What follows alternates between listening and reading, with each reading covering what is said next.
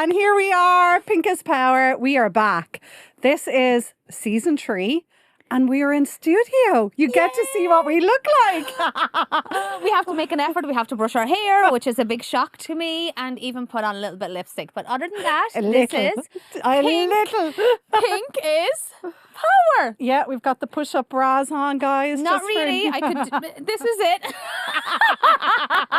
You can barely make out the writing. But anyway, this is our effort. And we're delighted because, as you know, for those of you who have been following us, we were on Spotify for season 1. We got to do season 2 in the radio with KCLR.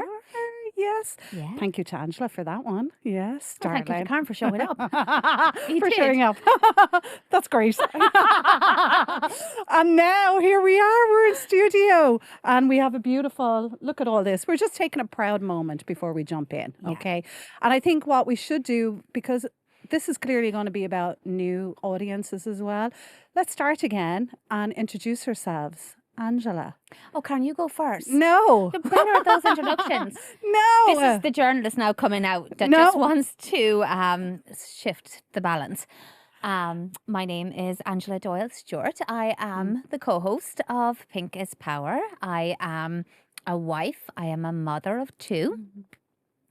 I am a best-selling author. I am also an international speaker. Last year, I had the privilege of speaking in the EU Parliament, which was a great moment for me. Yeah. And I am a therapist, a psychotherapist.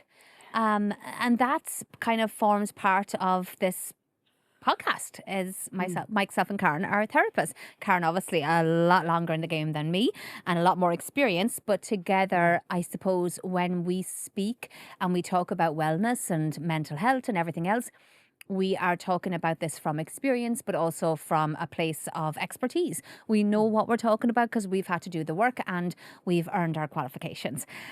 So yeah, that is me. So over to you. Is there anything you left out? No, there isn't actually. Yeah, I think I covered it. Yeah, you've been a long time journalist. How long have you been a journalist? Gosh, nearly 20 years at this stage. Yeah. And she's been in documentaries. I have, yes, I've been. Awards. Come on. Yes, I have been in documentaries and I have won some awards. And I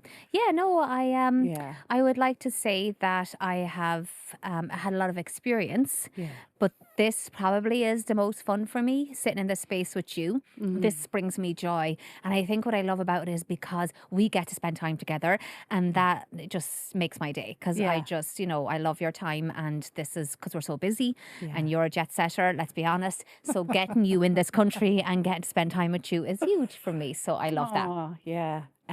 So my background, 20 years I've been in psychotherapy. I'm a psychotherapist, for 20 years now. When I say that, I'm like, how is it even after being 20 years? But it was, My daughter is turning 21 and she was only 7 months old when I began my journey in it. So that's how long, that's how I know how long I've been in it. I have a master's in spirituality, which is very dear to my heart. I have trained in Tantra. I'm a Tantra teacher. Woohoo! I have trained in body inquiry work. So all about learning to go within and learning to really feel your inner world and sitting with what's really inside of ourselves rather than looking outside of ourselves for the answers. And I trained all last year in the beautiful forest up in Sligo as a shamanic medicine woman. So I bring all of those modalities, and Angela said I'm a jet setter. Yeah, I'm privileged in that regard that I have worked really, really hard in a great way, and I've gotten myself whereby me and my husband, we're lucky. We work with celebrities and we work, all of our clients actually are American based, so we get to travel a lot and I love that. I do love that. Yeah. I'm also an author, 7 times international author. I have been gifted the James Madison Literary Award for the work I wrote in a book. What else is there? Been on billboards? I've been on billboards. I find that hilarious. In New York. In Times Square. In Times Square, where the Coca-Cola, where you see the Coca-Cola and on either side on a 50-foot. Oh my God, that was just hilarious to see that. Yeah, so I've had some great fun. I'm a mother. I'm a mother of two. My daughter, as I said, is 21. I have a son turning 29. Both of them, I love them. He's in Australia. My daughter is in college. And I'm married to the gorgeous man, Jeff. With him 6 years, married 3 years. And we work together as well. And I've been best friends with this gorgeous, wonderful friend for a long time now. I mean, 11 years, is it? easily. Yeah, I was thinking about that the other day. Oh my God. And we have been on great journeys together, and we recognize, with the therapeutic background, with who it is that we are, with our lived experience, which over time you'll get to know. We both had incredible, extraordinary life paths. And from that comes a wisdom that you just can't learn in books. No. But we both have put ourselves through the professional training as well to be able to offer ethical, I would say ethical language that we hope will be of benefit for people who get to watch our shows. And our voices, I would say, we come together hoping that we empower, we can uplift, we can heal through the conversations. But we're also here to have fun, Yes. because life is so serious. But we can do both. We can be very deep, we can be very serious, but we know how to have fun. Yeah. I am looking forward to the fun we're going to have. Yes. Yes. Because I just dropped it on Karen there. I just said, can we please talk about some tantric? Because Karen is trained. And she was like, okay. And I'm like, oh, I want to learn more about the position of the month. Of my month or the month. Do you remember that there was a position of the month? Do you remember I think the whole of Ireland remembers that. Yeah, position of the month. Oh my God. Because it went out there. Yeah, the position of the month. But we'll jump into that. But before we jump into that, what we did do recently was we put a brilliant question out there. We left everyone. We're on Instagram, just for people to know that. Pink is power. And TikTok. Pink is power. Let me grab my boobies there. Pink is power. TikTok. Don't forget the TikTok. And TikTok. Oh my God. We're moving up in the world. All right, let's put coherency around this. We are on Instagram. We're on TikTok. Under Pink is Power. And Spotify. And Apple. Spotify. And all of those as well. And YouTube. So you will get season 1 and 2. All of our episodes are up there on Spotify. And these ones, which are our videos, will now go on. We have a YouTube channel. It'll go over there. I've lost my train of thought. What was I about to say before? Oh, yes, I was about to say we actually put up on our Instagram story, letting everyone know that we were moving into studio, and we asked them a question, which is the theme for today. Do you want to throw what the question is? What do women want in relationships? Yeah. And I think maybe even men, because we got some inquiries from men as well. It was hysterical. Actually, we put it up on our stories, that question, asking everyone to give us an answer. And we got great answers. Yeah. And the very first answer we got came from a guy who said, and he was messing when he said arguments, laughing face, but it was all about how to deal with arguments and communication. And communication. Yeah. And we got beautiful ones. We got equality, lots more sex. We got tenderness. Do you have it there on your phone? Yeah, I think, and connection. Connection. And then kind of, and there was people that were also kind of how to navigate certain parts of relationships. Yeah. You know, when a partner liked to watch porn. Yeah. And I know there was one person kind of around a lap dancing club as well, and how they could navigate that because they felt betrayed as well. So, so those kind of, there was some of that as well. So I think, people have a lot going on in their relationships. And what I got from some of the question, kind of the queries around it, ultimately, people just want to work on their relationships and they want to know how, if they've got some difficulties. Yeah. And I think what I recognize as well in the responses, and some of the women also said arguments as well. But, when you look at what they were pointing to, they were like, tenderness, sex. And sex is intimacy. Communication is intimacy. Yeah. Tenderness is intimacy because that's tactile. And we know the book, your love languages. What way do we display our love within the relationship? Yeah.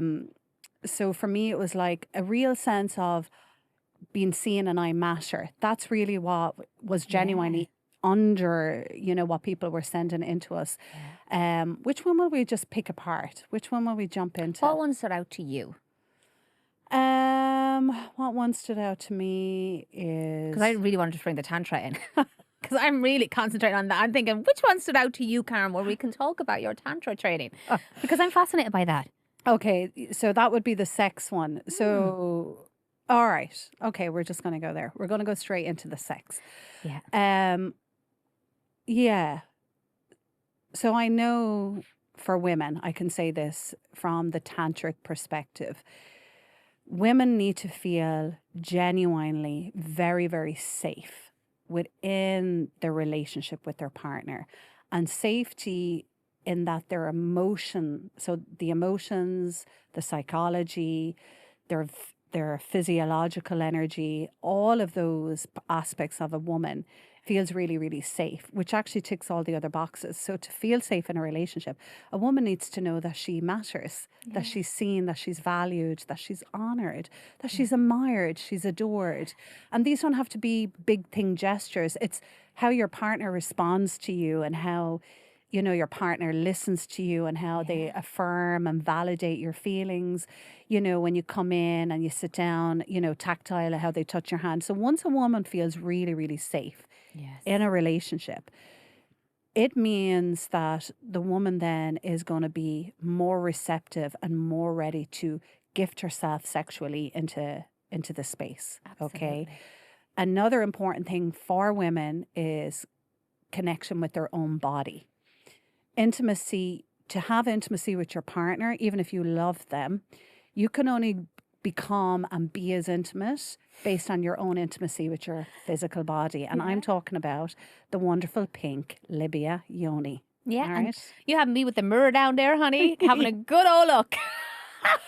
So we have beautiful people who are speaking about this in Ireland at the moment. Like, and we really do. We've got wonderful sex educators talking on this. But just for a moment, like really, really think of it. What girl, like none of us as women and young girls, even of today's generation, maybe they're a little bit different, but you know, I would speculate maybe not so much different. But I know for me, I was always embarrassed about my yoni. And I had no connection to my own yoni, vagina, you know, whatever word people have for it. Mary's. Yeah. What did you call it? Mary. Mary. That's a friend of mine calls hers Mary. The birdie, you know? And, you know, there was great shame growing up. You know, there was great shame growing up. Like you couldn't even have an add-on about period or else you had to turn it over. So, you know, even my brothers in my house, sorry, my beautiful brothers, but, you know, they grew up with this, oh, this is an embarrassing thing about girls, you know. So when I went in to be a Tantra teacher, one of the very first aspects in the work was we had to get a mirror. And when she said, you know, you're going to have to open your legs and put a mirror in front of you and get to know your yoni, I was like, are you fucking kidding me? I am not putting a mirror there. Because it brought me straight back to a memory I had. And I remember when I went to France, I was only 17 to be an au pair. I'll never forget going into this sauna. And I mean, I was wild down there. Like, wild. I don't say wild as in a person. Wild down yeah, there. wild in personality. And my beautiful yoni represented that. But I mean, I was wild bush. Like, yeah. You know, growing outside of the panties type of a wild, you know, cave woman wild. And I remember walking into this sauna and I had the towel, you know, the other au pair said, no, you just go in with a towel around you. So I walked in. I'm only 17 at the time. So let's be kind to the little 17-year-old. We'll hold that in place. And I walked in and I remember just seeing all these French women and the towels were opened and they were lying on their towel. And I remember, and I must have looked like an absolute pervert because I couldn't stop between my mouth being opened and my eyes like a cartoon character bulging. I couldn't get over these neat vaginas, like landing strip, triangle, nothing. And I remember the shame of my wild bush and just keeping my Sorry for laughing. Oh, it's okay. But that would have been on here I am with the wild bush hair. But I promise. There's an image now. I'm just rewiring it in my brain. Yeah. I was about to say something, but I think we'd have to maybe cut it. But I'll put it in, and if we have to cut it, we cut it. Yeah, we'll see. Go put it in. I was going to say, I remember telling my now husband, I'm a little Care Bear. You know Care Bears? big heart, beautiful, colourful. I said I'm a Care Bear, but I have a porn star vagina on me. So anyway, let's jump back to being 17. And I remember feeling very ashamed. And going back to my au pair house and literally slapping, what's imac? Imac, yeah. And using a razor because nobody showed me. Using a razor on the imac cream to remove the hair and the burn and the bleeding and the screaming and the crying. And after that, she was just my enemy. Yeah. But why I'm talking about it now in terms of intimacy is because if you have no connection with your own yoni, which a lot of women don't, they don't like the look of it. And listen to this, when you don't have connection to it, you're not going to be comfortable in your visceralness when your partner is giving you oral sex. You're not. And I've heard it many times. No, I would leave the light off. I'd have the blanket over. I can't look down. And for me, intimacy, when there's great safety in a relationship on every level, like the psychology, the closeness, the communication, the tenderness, and you're very comfortable with yourself. Okay, she's still back there. Something. We're going to jump to what you remember. Sorry, go on. No, it's good. It's good. It's a great conversation. When you really are intimate, when you're really intimate with yourself and you have that safety in your relationship, I promise you, you will be so comfortable. My poor husband. You will be so comfortable with those wonderful legs wide open that you will be like this confident, gorgeous goddess in that bed, in how you open yourself and how you present your own body. You're like really comfortable in your own skin, that you can open your legs. You're like really going to be like that sexy little queen in the bed. Here I am. This is all of me. No self-shame and none of that. And I'm sure if we had guys in the room, they would say a confident woman in her own skin is actually very beautiful and sensuous. And it is, because that's what women have so beautifully. It doesn't matter who you are. It doesn't matter what size, shape you are. And I know this from the work. When you can make contact with your own sensuous power, you will be like a fucking, sorry, I don't mean to curse, but like a fucking gorgeous, stunning goddess. Absolutely. It's hard for not to be attracted to that. 100%. Yeah. Was that what you were looking for out of me? No, I was laughing, but then I'm thinking, is this kind of PG? Like, I mean, how many people are going to, because of what I might say. Oh. That's what I was laughing at. I was thinking. Oh. Okay. No, yeah, Stephen. No. I was like, first face is here. Yeah, and I think tongue. Guys. Yes. Guys. Yeah. The tongue. Yeah. Like the tongue. Yeah. The clit is not a fucking doorbell. Stop banging it. Yeah. Waiting for somebody to answer the door. The tongue has to be gentle. Yeah. Gentle. Like an ice cream. You know that nice licking of a good 99? That's what we want. We don't want you thinking that the clit is a doorbell and you're trying to ring the doorbell because somebody's about to come out to play. Yeah. Nobody's coming. Literally and more metaphorically. Yeah. Nobody will come. Yeah. It's all gentle, it's soft. gentle and it's tenderness. Yeah. It really is. And that's what women really want in terms of the yoni and intimacy with the yoni. Yeah. Women want tenderness. Yeah. Connect and like so and different positions. Like we discovered a new position a few years ago. Like imagine like we're together 19 years but trying out different positions and it is definitely one of my favourite positions now. So like the reverse cat vibe. I bloody love it. It's like in Tantra, just to scale it out under the sexual energy, because a lot of people do think Tantra is about sex. Sex is one of the last components in it. I know, I'm going to be telling me that. Tantra actually is, but it's okay. I love that you wanted to know the sexual part.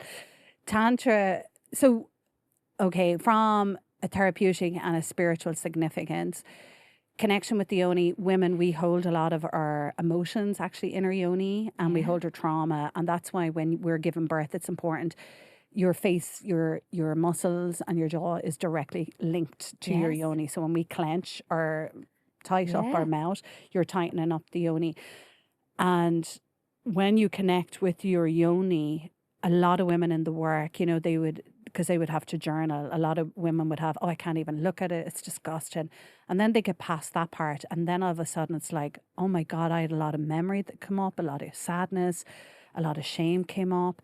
And then when they work on that and they go deeper into that, they start to look at it as the sacred part of their body, the part of the body that gifts and brings life into existence. I mean, can we just capture that for a moment? Because that is how sacred this part. And I mean, we came in through there. Yeah. Well, some came in C-section of it, but you know, most of us. Yeah. It is. And it's a very sacred. And for a woman, you know, in terms of the Tantra way, we call that the hara is the physical womb. And that is the most powerful manifestation portal that we have in our body. And when we have sex, physical sex with somebody, you are taking on the energetics of them, and you're taking on their own historical energy as well. So a lot gets stored in the womb, and women don't realize this about their own body. Wow. So that's why when we bleed as women, we're detoxing. You're releasing all energy out of the body. You're having a detox. So the physicality of what it is, it's not just, you know, a vagina and things go up there. It actually, there's a spiritual and an energetic significance to its role in our body and what it does. You know, it gives life, it manifests, it's connection. You know, a woman, if you think of the position of sex, a woman has to be in total receiver mode, because, you know, the phallic, the penis is, when you think of it, it sticks out. So that's energy into. So they're the giver and we're the receiver. Our breasts stick out, we're the giver energetically that way. And the men are at the receiving end of our breasts. So when you understand the yin and yang of the gift of gifting to each other, giving and receiving. So in Tantra is about recognizing the spirit of who you are and recognizing the spirit within the other. So in Tantra, we would get partners to do this beautiful eye gazing as well, where they take time to really sit consciously with each other, close on, knee inside of each other's knee, staring into each other's faces, picking one eye to look into for 5 minutes, then picking the other eye. So both will look in the left eye and then both will look in the right eye. And again, a lot of guys and girls, they've never been seen. So we're all looking to be seen. You know, all of the responses we got was about mattering, wanting to be seen, wanting to feel like I matter. Being seen and feeling like you matter can actually happen in deep silence when the other is really witnessing you. And from there, this sense of intimacy gets birthed. And a lot of couples, when I've done coupling work with the Tantra, they would say, since we've done the eye gaze and the conscious connection, I now know I feel so seen by my partner in ways that even if they're not physically around me, it sustains the safety of that within me because of the eye gazing. So I always start with women with the mirror work, with their yoni, because when they get past all of the pain and the upset and the disgust, they start to get deeply, they recognize the beauty and the power of this part of them. And then they're more comfortable in the bedroom with their partner. And I've brought in the eye gazing now. So now you have two partners who are so connected. The bodies are in great receptivity. And energetically, and now I'm going into chakras, your chakras align. So your heart to heart energy will align with your partners in the eye gazing, the root to root energy. So each chakra begins to energetically charge each other in the eye gazing and the breath. So the eye gazing is what the man can be doing to participate. So the woman is connecting with her yoni. She'll do that on her own first. What can the he yoni. do The to yoni. help her? She'll do the yoni work on her own first. And then what I do is I get the man then to get very comfortable with just learning to gently, very lightly touching the body of their partner in a non-sexual way. Because a lot of time partners think, if you think of it, oh, if I touch them now, they probably think I want to have sex with them.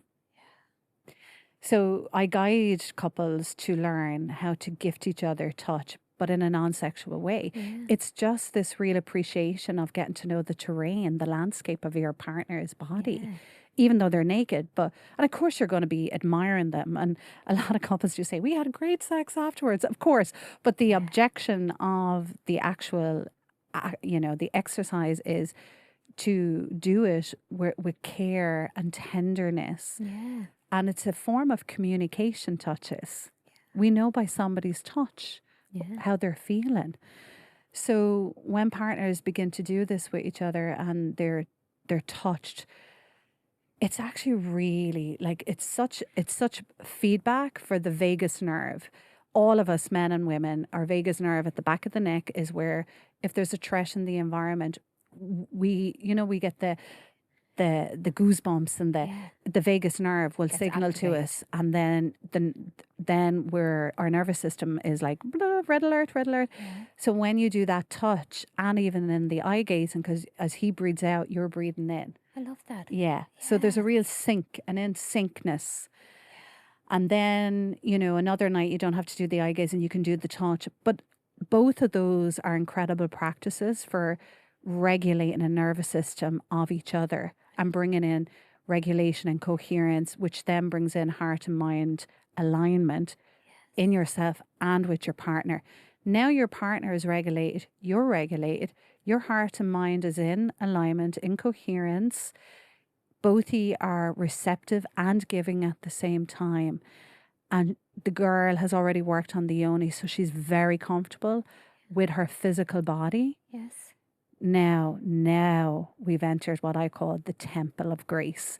You're now going to have great sexual orgasmic encounterings, because the more comfortable you are in your own body, the bigger the orgasms are for a woman. Yeah. And for men. Absolutely. And because you're totally in that receivership energy. So there's so much in the Tantra with that. And it's such a beautiful way of honoring your partner. Yeah. And then, I know all of this, and then you go back into the Irish household. And, this is what we're all struggling with. Yeah. Women are wanting, as we know from the messages, they're wanting to be seen. And how many roles do we all? But they don't want to be the secretary of life. They don't want to be the manager of the emotional world of the whole family. They don't want to be the social manager. They don't want to be the momager. And men, as well. Like, we all don't want to be just in roles. Yeah. We want to be able to lean in to the other and really being held by the other in such a way we know we're loved in there, and we're safe, and we're minded, and we're protected.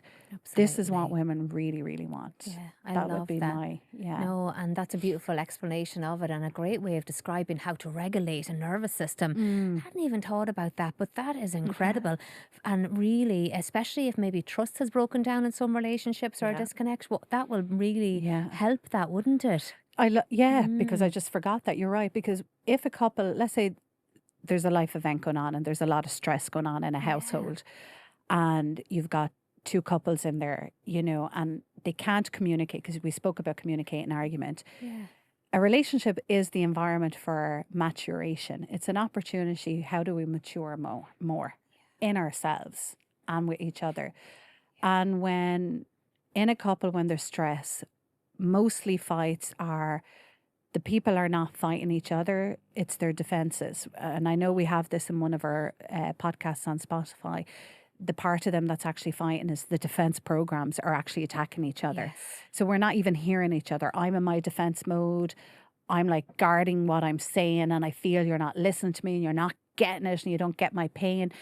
Like, how the fuck can you have beautiful reverence, gorgeous intimacy, tactileness, loving, spooning, hugging, when all you want to do is fucking kill them? Yeah, I know. So it's really important to kind of do that practice. This work is a beautiful way to keep that, like, and I mean this. We all have to work on everything, and you have to nurture your own relationship. It's like plants. If you have them in a pot, and the pot is the environment, you're going to want to mind the environment that your flower is in, your plant is in, and you're going to want to nurture that for it to bloom. Absolutely. And both couples, the depths of couples is so beautiful. As you know, you've been doing couple work, like, you know this as well. Yes. Like, you can see the love in the room of the couple, but the couples can't access that in themselves in that moment I because they're in know. their defense. They're not able to see it. Yeah. It's not as clear for them. So you're having to anchor them into it. And I think it is, and I haven't done too much work with couples as Yeah. of yet, but what I am seeing is absolutely that. And I think most of the time people just want to find their way to each other. And I love that when you talk about the eye contact. You know, when I'm intimate with my husband, I love that connection. I love being able to see each other. And then I love the boldness of just, you know, reversing. You know, I like that too. I like, sometimes I just want to be like, you know, have funky fun. And then other times I really love that deep connection, that intimacy. So there is that time and place for it as well. But it goes back to, you're right, you have to nurture the relationship. I mean, we're 19 years together, and, you know, we always make sure we get away together, we spend time together. I mean, we've a really good, great sex life. I mean, I feel very lucky to have that sex life, but we both want each other, but we've both put that effort into each other. Yeah. I mean, you're talking about the touch and all of that. Yeah. You know, if I see my husband take his top off, I mean, I am whistling. I am like, woohoo! I am very excited to see him in the flesh. So, and he's the same with me. So we're constantly, I give to him, I don't give it to other people. You know, and I think sometimes that's been a problem for people. Their partners are giving it and looking at others and admiring, whereas myself and Stephen, we will admire each other. You know, we will really pour that into each other. What you're naming there is, when people go and admire it somewhere else, is because they haven't matured in their own. And I'm gonna be like a moon tour right now. Like, I'm a teacher with the ruler. Not If the whip. you're if you're looking outside and admiring other people, this is not about your partner. This is about an unhealed part in you that's not matured yet. Because if you had what Angela described, which is great intimacy, and I'm not just talking about sex, we're talking about intimacy in our emotions with the person, intimacy in the conversation and the communication, intimacy in feeling deeply valued and appreciated and respected. And this goes both ways. You know, guys can come home and all they hear is, and they perceive it as a moan at them. She's moaning at me, nagging at me. Whereas the female, the partner, is, it sounds like a moan, but actually she's also in her, gone outside of her window of tolerance. She's in her stress, her saturation point. And that's her only way of trying to communicate her stress, which sounds like a nag, you know. So they're both seeking something, but the other can't gift it to the other because they're in their defense. Then it's easy for people at that point to whip out a phone and get distracted and look at other things and believe that it's easier over there than right here. To do the work. It's still going to follow you wherever you go. The part in you that has been unresolved, unhealed, unmatured is going to find its way into other relationships. Yes. It starts with you. It starts here. You have a whole world inside of you, and that world got shaped and molded based on the family you grew up in and all of that lovely relationship and that dynamic that happened in there. You learned about relationships at home. Yeah. And I'm not pulling us back to bring up childhood pain or stories, but I'm saying it because I need people to be very aware that you have a responsibility within your own self to not scapegoat your partner. Blame is just, I don't want to have to hold this discomfort, so I'm going to throw it and make it about the other person so I can offset it from me. That's what blame is. 100%. Yeah. I love that. And yeah. I love your explanation of it. When me and Stephen were first together, you know, and I'm older than Stephen, I'm a few years older than him. And he definitely brought me into the space of having to communicate, because I did grow up in a home where things would not have been handled right, you know, as in the arguments. I would have learned, you know, from a young age, unhealthy dynamics. And I'm not going to go into them all now. I kind of touched on it in another podcast that we have on attachments. But I was like running away. I don't like this. I don't like this. I don't like if there was ever something to be addressed. And Stephen really brought me into that space where he's like, we're going to communicate about this now. And we're really going to talk about this. And there's going to be no games and there's going to be nothing. And that was it Great. from the get-go. So I learned very early on to be safe in that space where it was okay to have really communicate my feelings. So if there was ever anything bothering me or discomfort, I could say it. And I never knew how to do that because, my mother Yeah. really didn't have a voice. I never heard her really use her voice, Whereas, so I kind of, as you talked about childhood stuff, Mm. whereas I learned how to really use mine in a healthy way. And Stephen was really a great teacher for me in that he created a safe space for the two of us. And it was brilliant. And I always say that, he taught me how to communicate and Mm. he taught me how to co-regulate, the Yeah. relationship. And so there was a lot to be said for that. And it created such a safe space for me. And I knew there was no games. And when I realized there was no games and there was going to be no games there, Yeah. then instantly everything closed down. Because I talked about, my experience in cheating before, Stephen, and Yeah. having that tendency. And that was me running away all the time from Yeah. discomfort. What will I do? I'll act out. Whereas that was not going to happen here. And that would never happen here. We're 19 years. And like my vision wouldn't even enter my mind now. What enters my mind is always pouring into my relationship. I will give to my marriage and to my family. I won't give it to the outside. What gets the outside gets the bonus or gets the the little bit extra. Yeah. Sometimes it's the family that gets last. I Yeah. mean, that was probably part of my experience as a child. But for me, I made sure that I my love that. family, my husband, they were going to Yeah. get everything. And now, as we're learning, I'm giving it back to myself. Now Yeah. it's my time. It's like, what does Angela want? Now I'm pumping that back into me as well. So it's just trying to find that balance. But I do think a good That's partner will beautiful. teach you parts about yourself. And Stephen pulled up Absolutely. the mirror to me of what I really needed to see. And of course, I'm still evolving. I'm still learning in that Yeah. relationship Yeah. and still finding healthy way of being.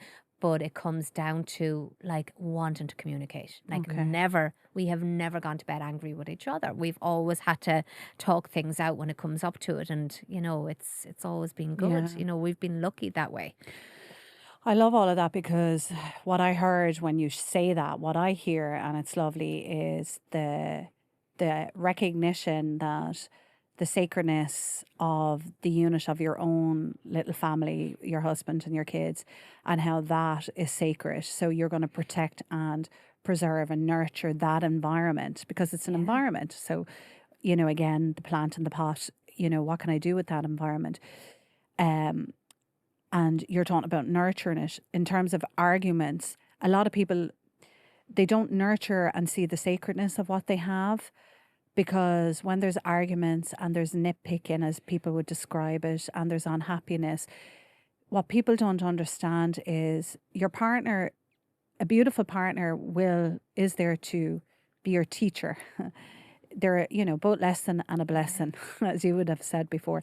Yes. They're your teacher. But even when they're showing you stuff that you say you don't like about them, they're being your teacher again. Because now I'm going into psychotherapy, psychodynamic psychotherapy.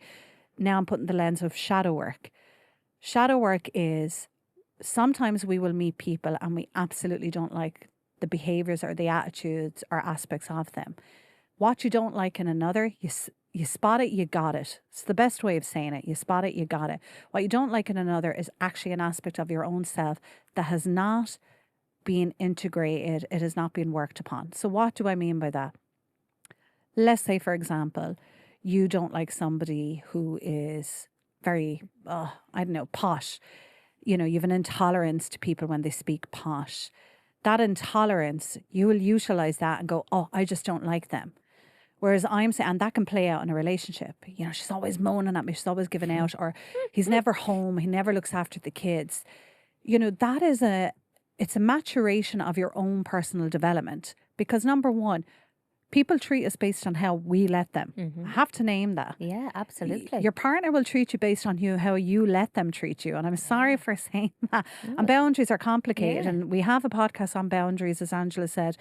So, you have to take a look at, and it's an invitation, and I want to make it like fun rather than heavy. It's an invitation for you to go, okay, I'm pissed off here because they're not home or they're not doing what I need them to do. Ask yourself, all right, name the state. I always say this to couples: name the state, don't become the state. That's your first piece of I like homework. that. Name the state. So what's your state? I am frustrated.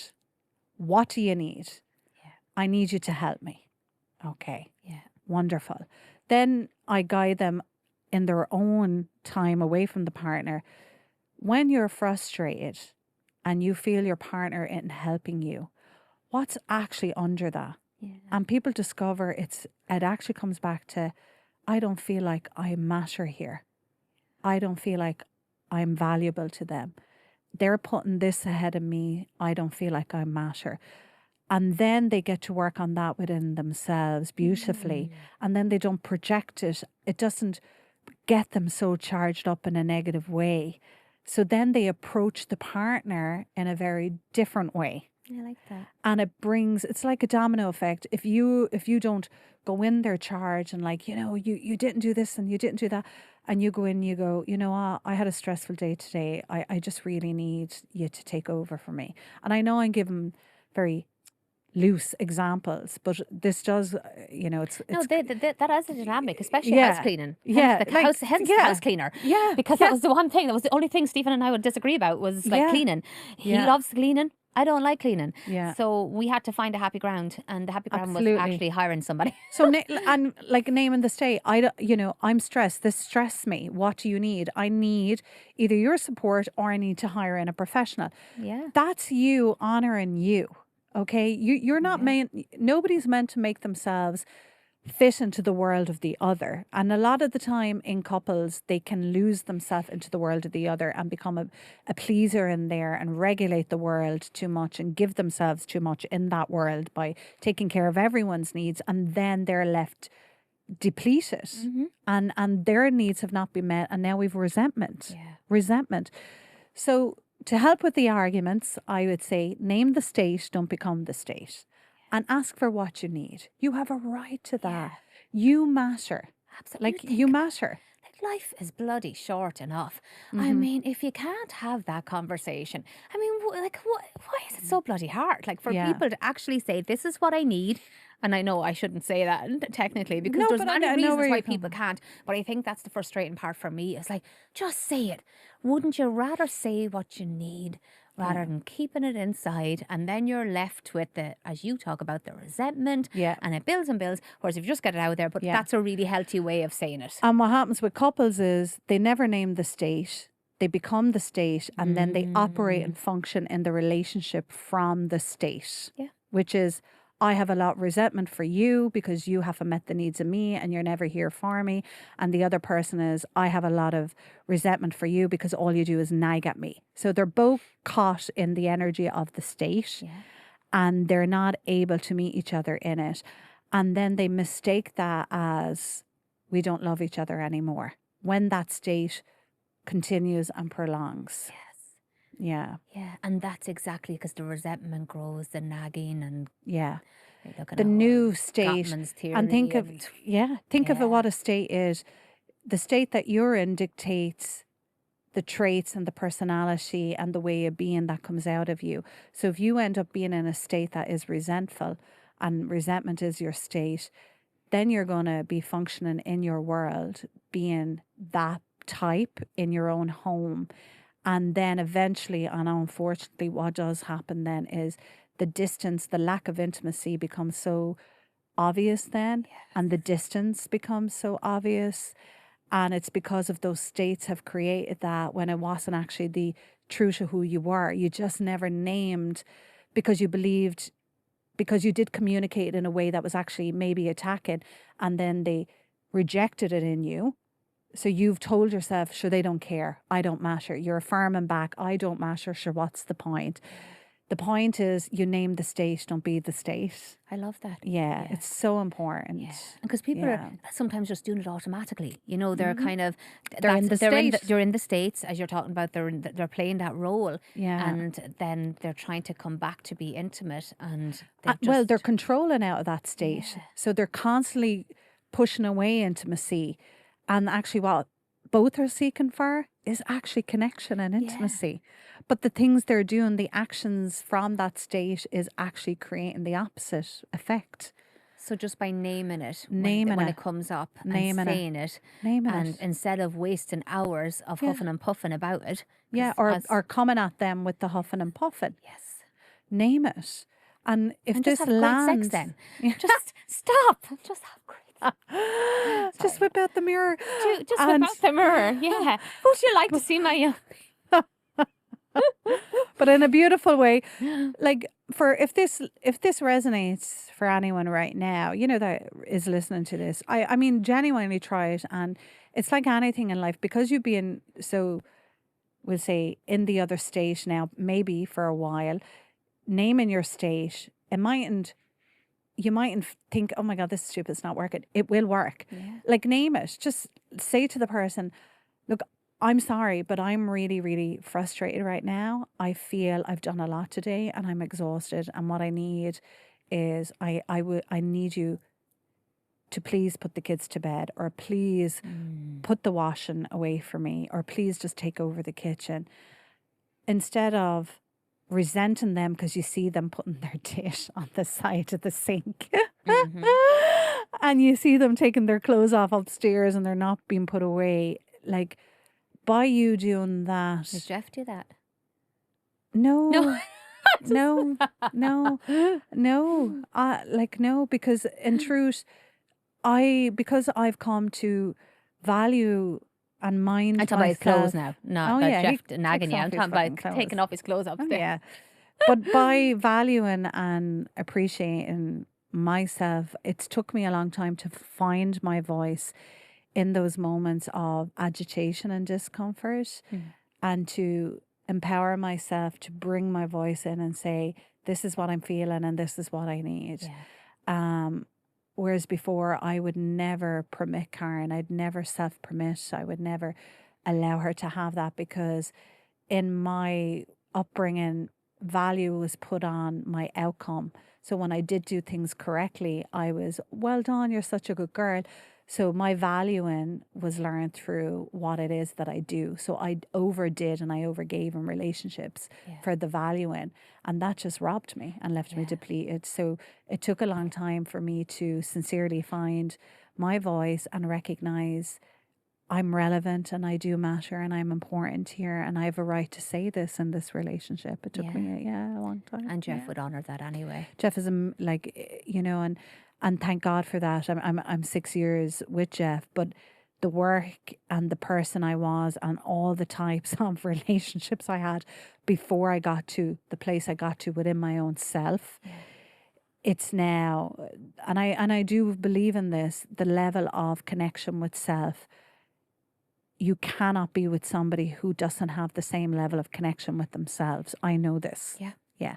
Absolutely. So my relationship, you know, to move it into a sexual fun way, my relationship is fucking amazing. My gorgeous husband speaks to my yoni, talks to her, and he's an energy healer, so he puts some lovely energy work on her as well. So our intimacy, I mean, if I could get inside of his body during intimacy, I would. I mean, our toes are always, our feet are just, everything is so like, but we love each other. We deeply respect each other, and everyone can have a phenomenal level of love in their life.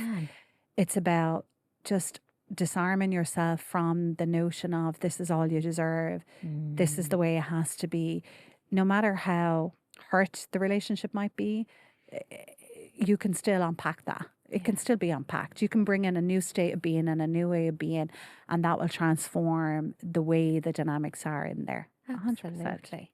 Yeah, I love that. And I love you guys. You're amazing and you're beautiful together. Yeah. The two of you. Yeah. It's special. And we laugh. I mean, like you and Stephen, like, and I don't want this to be about what I have and what you have. I don't mean that. I know, but it's, you know, it took for a girl, you know, who has had menchi in her, you know, on her life's path.